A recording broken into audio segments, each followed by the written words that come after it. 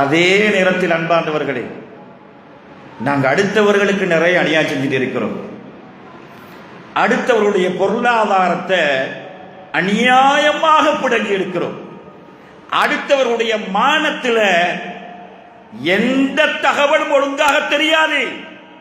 சொல்லப்பட்ட செய்திகள், சோசியல் மீடியால வந்த செய்திகள், அது சொன்னவர் யாரு, எதற்காக சொன்னார், என்ன காரணத்துக்காக சொன்னார் என்பதையெல்லாம் பார்க்காமல் காது போல் காது வைத்து சோசியல் மீடியாக்கள்ல வரக்கூடிய வீடியோவை தேடி பார்க்காம அடுத்தவருடைய மானத்தில நானும் நீங்களும் விளையாடி கொண்டிருக்கிறோம். அது உண்மையா பொய்யா என்று தெரியாது.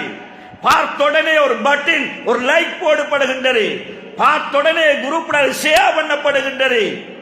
ஏன் இந்த வீடியோவை போட்டா, எதற்காக இந்த மனிதனை பற்றி பேசுகிறான், உண்மையிலே இவன் களவெடுத்திருக்கிறானா, உண்மையிலே பேசப்படுகின்ற ஒரு சகோதரி மோசமானவளா, உண்மையிலே இந்த குடும்பத்தில் இருக்கக்கூடியவர்கள் தவறுதான் செய்தார்களா, எனக்கு உண்மை தெரியாதே என்பதையெல்லாம் யோசித்து பார்த்து முடிவெடுத்து அதை நான் ஷேர் பண்ணுவதா, அதை நான் சொல்வதா அல்லது சொல்லாமல் இருப்பதா என்றெல்லாம் பார்க்காமல் மனிதர்களுடைய மானங்களில் விளையாடுவது என்பது அடுத்தவர்களுக்கு நானும் நீங்களும் செய்யக்கூடிய அநியாயம். அது மானத்தில, பொருளாதாரத்தில, இரத்தத்தில நபிகளார் ஸல்லல்லாஹு அலைஹி வஸல்லம் சொன்னார்கள். சங்கை மிக்க இந்த மாதத்தில், துல்ஹிஜ்ஜா மாதத்தில அரபாவில் இருந்து கொண்டு அல்லாஹ்வுடைய தூதர் சொன்னார்கள், இது என்ன மாதம் என்று கேட்டார்கள். நாங்கள் எல்லோரும் அமைதியாக இருந்தோம்.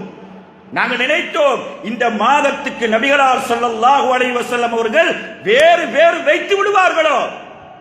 இது துல்ஹஜ் மாதம் அல்லவா என்றார்கள். ஆம் யா ரசூலல்லாஹ் என்றார்கள்.